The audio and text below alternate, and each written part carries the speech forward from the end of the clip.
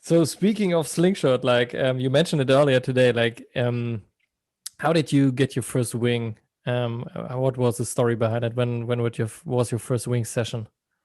Can you remember that?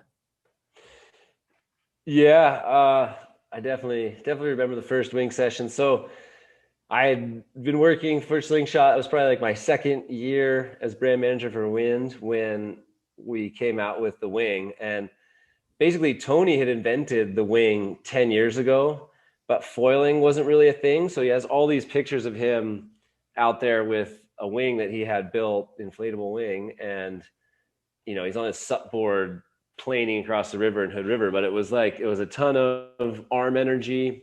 Mm-hmm. And he tried to get a bunch of people from the office to come out and try it. And a couple of them tried it, like sailing back and forth a little bit on the sup board. But everyone was like, I don't know. It doesn't seem that great. Kiting was huge. Windsurfing's already going. Basically, Tony Lagos he lives in the future. And so oftentimes, whatever he's designing, like the market's not ready for it yet. And that was totally the case with windsurfing. Was foil hadn't been invented, and flying across the water in a sup wasn't really as fun or cool as on a kite or a windsurf. And so it didn't totally take off. And then when he designed the second round of wings, it was pretty crazy because it had just came out. Nash had put one out, and Mm-hmm. we got ours out. And the sales guys are coming to me, and they're like, "This is absolutely insane! Like, we're back ordered on these things, and no one has actually seen a wing yet. Like, Nash had hardly produced any. Like, no one, all these dealers are buying them, hand over fist. They've never seen one in real life. They've never touched one. They're literally taking a line drawing on a PDF hype sheet and being like, I'll take 100.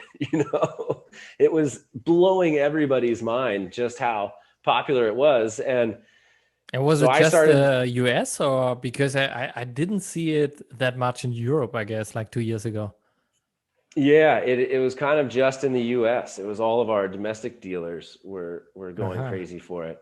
And I'd never done it, so I went out to the hatchery, and it was a good windy day, and it was probably blowing 4.5 or something, and our wing was a 4.2.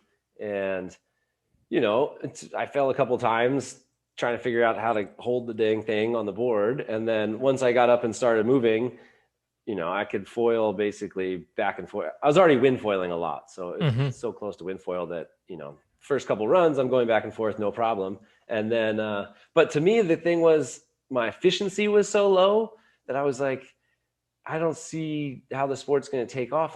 Like, it needs to be blowing 25 for me to really get going.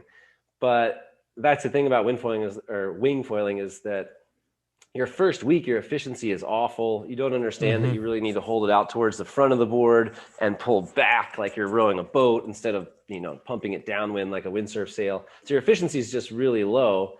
And after about 2 weeks, what you used to need, a 5.5 meter wing to get going, now you're going on a 4 meter wing. So Yeah. it's kind of a cool thing that your efficiency goes through the roof in under 2 weeks. But my initial impression was like, you need so much wind for this sport. Like, how could this really ever take off? But then as the efficiency went up and starting to use the really big, massive surface area wings, then it started to really make sense. And I was impressed about how fast people could pick it up. The first two guys I gave the wings to were good windsurf foilers, and they too both fell a few times trying to figure out how to stand up, and then we're just going back and forth across the river. So the learning curve was pretty steep, and I saw some potential. But I mean, that whole first summer, we were just completely sold out of wings. We couldn't produce them fast enough. And to this date, like, we still can't produce them fast enough. We're Mm-hmm. still back ordered on wings. Mm-hmm. The industry is pretty crazy. Like in Maui right now, the stores are reporting like 30-1 wings over kites sales. Pretty much all of 30 the to 1. 30-1 in Hawaii right now. Really? Yeah, Like that's just that that we don't have a miscommunication. It's like one kite, 30 wings yep, sold. Wow. yeah. Those are the latest numbers from the shops in Maui, and wow. And it's a little scary, but I think most of the kite brands are, seeing Wing get pretty dang close to the numbers of kites that they've sold in this last year.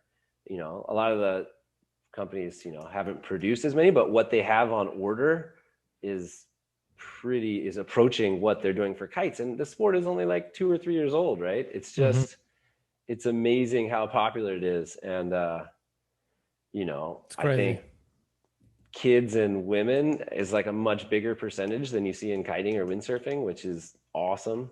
The sport, it just continues to blow everyone away. Like you just can't even understand how it could be this popular, Oh, that's crazy. Yeah, your numbers are way ahead our German numbers, I guess.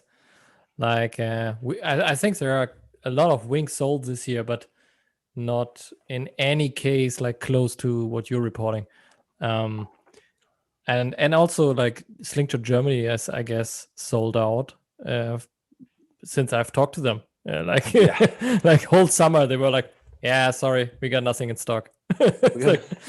Okay. It's so crazy, man. It's good to see, but it's pretty wild that like you can't even get the products you want if you want to go in the store and pay full retail for it right now. Yeah. And the pandemic, the pandemic was also, you also have to look at the whole pandemic, because what happened there was, everybody saw this huge uptick in sales, but with the pandemic coming, all the water sports companies needed to hold on to cash to pay their employees, because they figured we weren't going to have a lot of sales, things were going to dry up. We need to retain cash to keep the business running. And so a lot of the companies canceled the purchase orders with the factories in China, and kind of to make sure they could keep functioning and keep the lights on. And then what happened is everyone stopped spending monies in bars and restaurants and vacations. And all of a sudden everybody had disposable income to buy toys, and they're stuck at home watching, fun wing videos all day. And like, I want to get my new wing, and I haven't had a beer at the bar in 2 months. So got a little extra cash. And then at the same time, you have all the companies pulling back on their purchase orders of the factories. You see this rush of demand, and it's not like you can just flick on the light switch, right? Yep. It's more like starting a train rolling again in the factories in China. So, that really hampered production. It was just kind of a mismatch, the companies are pulling back, and they just didn't expect this surge to happen. And so that really slowed, the availability of gear and the production of gear this whole year. Yeah, and my feeling is that everybody who ordered, like, let's say in spring, got his gear in summer. So everybody who ordered during summer just got his gear right now. And everybody ordering now is like, what? I have to wait till February? It's like... So, yeah. That's what our sales guys are saying. They're like, if I order gear now, when will I get it? And it's like, can't tell you when you're going to get it, but I can tell you that if you order it today, you're going to get it sooner than if you order it tomorrow. But that's all the information we got. Get down.